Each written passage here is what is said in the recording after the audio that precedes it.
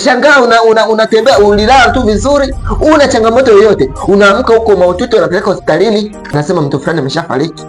Kama ukupata hata sekunde kuomba toba, wewe unafikiri utaenda wapi? Swali la kujitafakari. Unasema mimi nitaomba toba baadaye, ukapuzia, baadaye unakufa ghafla, itakuwaje?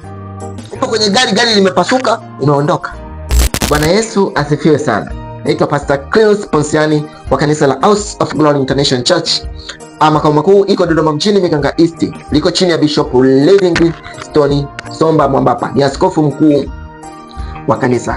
Hivi mpendwa, unayenisikiliza, ulishawahi kufikiria kwamba kwa mfano Yesu akirudi siku ya leo itakuwaje? Yaani Yesu siku akirudi, ujue anakuja kuwachukua walio wake. Ujue kwamba anakuja kumlipa kila mtu sawa sawa na matendo yake. Sasa sijajua ni maisha gani unayoishi, sijajua. Ila mimi ninachotaka siku ya leo tafakari ndani ya moyo wako kwamba Yesu akirudi siku ya leo ninavyozungumza hapa, itakuwaje kwako? Usimwangalie mtu mwingine, kwa sababu kila mtu atahukumiwa kivyake. Hautaangalia kwamba wewe na watoto wako au wewe na familia yako, au kwa sababu wewe ni mkamilifu na familia yako tunaiokoa. Hapana, ni wewe na nafsi yako. Swali ni moja, kwamba Yesu akirudi siku ya leo itakuwaje? Kuna wengine siku Yesu anarudi wanakutwa kwenye magesti. Kuna wengine siku Yesu anarudi wanakutwa kwenye baa, wanakunywa, wanalewa. Kuna wengine wanakutwa kwenye vigenge vya kuvuta bangi. Yesu atakuuliza, je, ukuisikia Injili?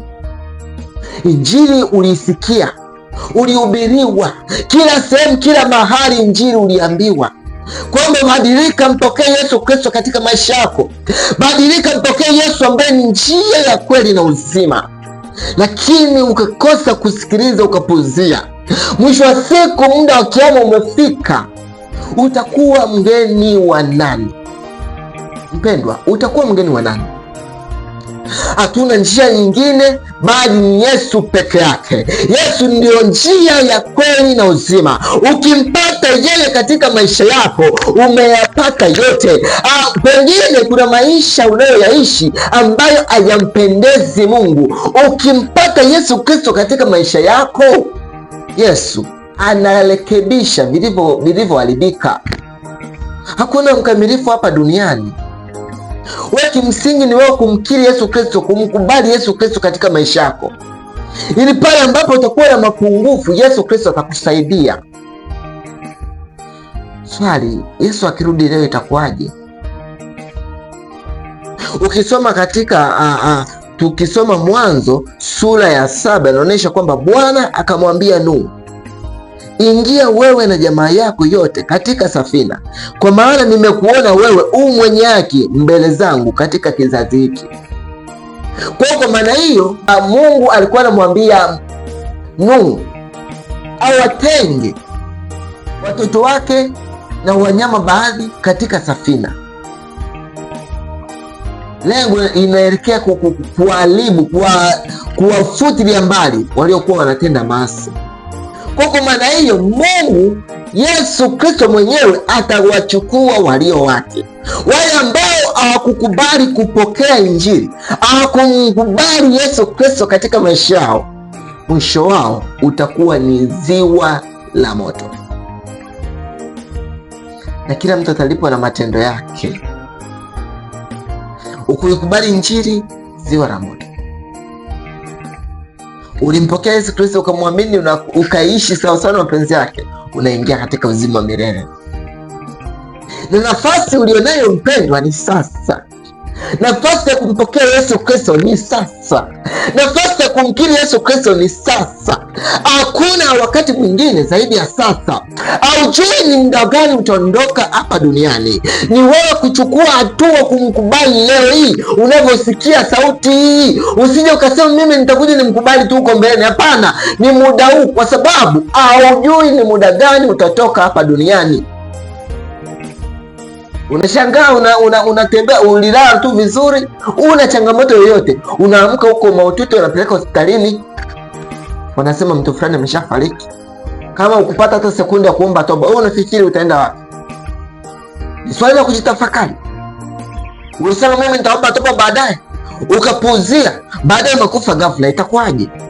Upo kwenye gari limepasuka, umeondoka, ukupata hata sekunde kusema Yesu nisamehe, ukupata.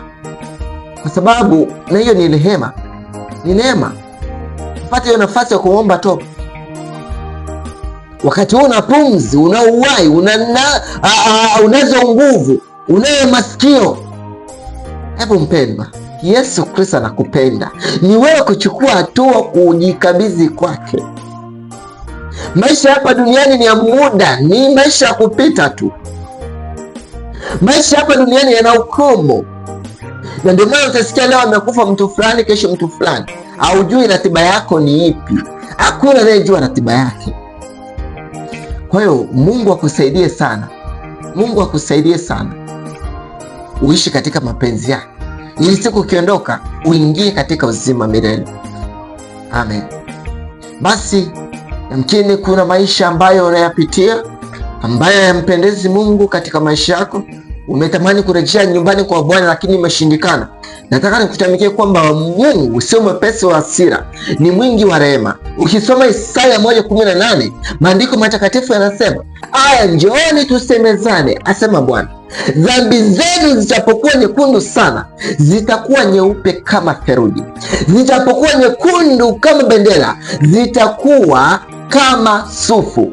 Kwa hiyo unayo nafasi ya kurejea nyumbani kwa Bwana ili apate kukutakasa, siku ukiondoka hapa duniani upate kuingia katika uzima wa milele. Yamkini kuna maisha unayoishi hayampendezi Mungu. Basi niombe pamoja na wewe. Mungu sio mwepesi wa hasira, atakusamehe na wewe utaanza kuishi maisha ambayo yanampendeza Mungu. Asante Bwana Yesu, mfalme wa amani, Mungu wa majeshi, Mungu uishie milele. Nakushukuru kwa ajili ya kila mmoja anayesikia sauti hii. Bwana Yesu, tazama mama huyu, tazama baba huyu, dada huyu na kaka huyu, amekuja mbele zako, anahitaji huruma yako, anahitaji rehema zako. Bwana Yesu, achilia rehema kwa ajili ya mama huyu, kwa ajili ya baba huyu, kwa ajili ya kaka dada huyu, yeyote anayesikia sauti hii, achilia rehema zako au ukamrejeshe nyumbani mwako katika jina la Yesu Kristo. Haijalishi amepotea miaka mingapi, haijalishi amekutana changamoto gani zilizomfanya aweze kuanguka. Bwana Yesu, wewe ni mwingi wa rehema. Achilia rehema zako kwa ajili ya watumishi wako wote, kwa ajili ya kila mmoja anayesikia sauti hii katika jina la Yesu Kristo. Kuna wengine ni waimbaji, kuna wengine ni wahubiri, kuna wengine ni watumishi, lakini bado maisha yao hayakupendezi. Bwana Yesu, achilia rehema zako kwa kila mmoja anayesikia sauti hii katika jina la Yesu Kristo. Rehema zako ya Bwana zikae pamoja na kila mmoja kwa damu ya Yesu Kristo. Asante Mungu wa amani, Mungu wa majeshi, Mungu unayeishi. Asante mfalme wa amani, utukufu, sifa na heshima nakupa Mungu wa majeshi. Amen. Mungu akubariki sana. Naitwa Pastor Clinus Ponsiani wa kanisa la House of Glory International Church. Makao makuu iko Dodoma mjini, Mikanga East. Liko chini ya Bishop Livingstone Somba Mwambapa, ni askofu mkuu wa kanisa. Tukukaribisha sana kuendelea kufuatilia mitandao yetu ya kijamii, Facebook, Instagram, TikTok kwa majina yangu ya Pastor Clinus Ponsiani na akaunti ya kanisa ya Uponyaji Online. Mungu akubariki sana, nikutakie wakati mwema. Endelea kubarikiwa. Kwa mawasiliano zaidi chukua namba hapo kwenye bio, tutawasiliana. Amen.